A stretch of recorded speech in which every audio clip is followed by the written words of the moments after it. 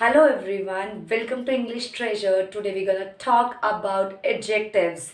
Yeah, adjective we have done so many times that talk about the quality of a person or about something. But today we're gonna do the adjectives. We're gonna do commonly confused adjectives which seem similar but have a very different meaning. So there are some confused adjectives which we seems to be like a similar, but their meanings and their usage are totally different. So today we're gonna talk about this. So let's go here. The first is many and much.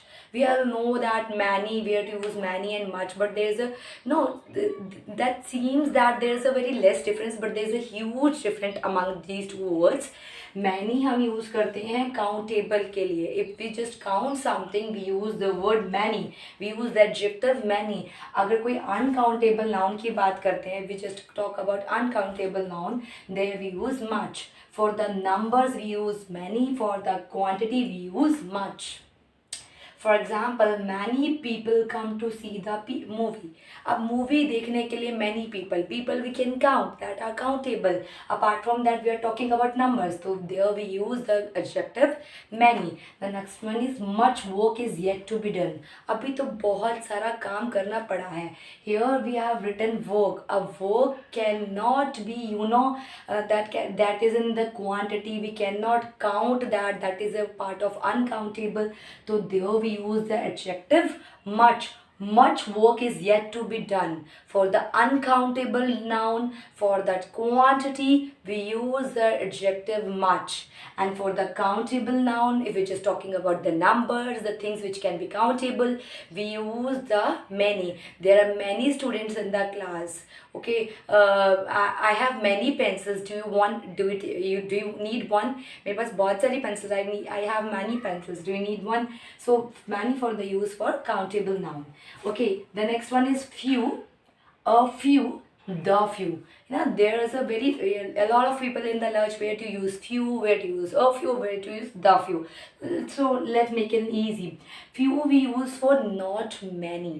जब हम बात करते हैं rarely, ठीक है, तो हम आप यूज़ करते हैं फ्यू ड्रॉप्स. बहुत ही रेयर किसी चीज़ की बात हो रही होती है, बहुत नेगेटिव स्टेटमेंट की बात हो रही होती है, there we use few persons own a private jet. बहुत ही रेयर कोई प्राइवेट जेट खरीदता है. If you just talk about negative, not many, not any, तो there we use few. Not one can own, कोई भी नहीं ले पाता, इतना महंगा होता है private jet. Few persons own a private jet. We just talk about rare, we just talk about negative statement, there we use few. Now move on to the jump on to the next. A few. जब हम positive statement की बात करते हैं, ठीक है, हम कहते हैं कुछ. There is a few knowledge of English. ठीक है, उसको कुछ knowledge है English की. There is a few knowledge of English. She knows a few knowledge of English. Okay, so there we use a few. A few persons can own a private jet. कुछ लोग ले सकते हैं. Some positive की बात कर रहे हो ना. There are some people who can own a private jet. There are a few people who can own the private jet. तो if you just talk about the positive statement a few, वहाँ पे use होता है. The next one is the few. ठीक है, जो बच गया ऑल लेफ्ट, उसके लिए हम क्या यूज करते हैं, the few. I gave him the few materials I had. मेरे पास जो भी बचा हुआ मटीरियल रह गया था, जितना भी रह गया था, मैंने सारा उसको दे दिया. तो हमने जो लेफ्ट ओवर के लिए ऑल द लेफ्ट, उसके लिए हम क्या यूज़ करते हैं, the few. All those I had, we use the few. The next one is little. A little and the little. We have to use which one? Little we use for hardly any.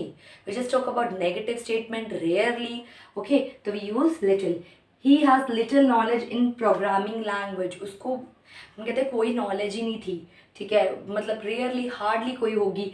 He has little knowledge about programming language. The next one is a little. उसके पास कुछ knowledge थी, some knowledge. Positive statement की बात कर रहे हो, there we use the a little. She has a little knowledge in programming language means she has some knowledge about programming language. The next one is the little. अब the little हम use करेंगे the whole. जितनी भी थी ना उसके पास थी, ठीक है, I might have lost the little knowledge I had, शायद ही मैंने कोई नॉलेज अपनी खोई होगी, ठीक है।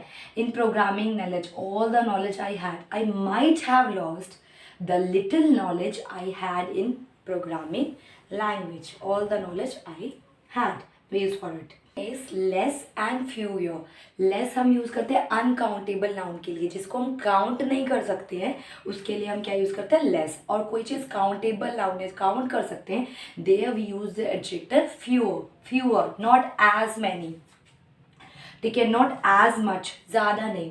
The government is urging education authorities to spend less money, means थोड़ा पैसा खर्चना है, ठीक है, थोड़ा पैसा, नॉट एज मच, ज़्यादा नहीं खर्चना, तो there we use less. Means uncountable noun की बात होती है, ज़्यादा नहीं करना, not as much, there we use less. Fewer, count, जिसको हम काउंट कर सकते हैं, not as many, there we use fewer. For example, women commit fewer crimes than man, जो विमेन है वो कम क्राइम करती है मैन से। अब ये हम गिन सकते हैं, तो यहाँ पे हमने काउंटेबल नाउन क्या यूज़ किया, fewer. Women commit, less crime नहीं आएगा, women commit fewer crimes because the crime can be countable, तो there we use fewer. The government urging education authority to spend less money, हम यहाँ पे count नहीं कर रहे, नॉट एज मच, तो अनकाउंटेबल के लिए वी यूज लेस, और काउंटेबल नाउन के लिए we use fewer. The next one is सम और एनी।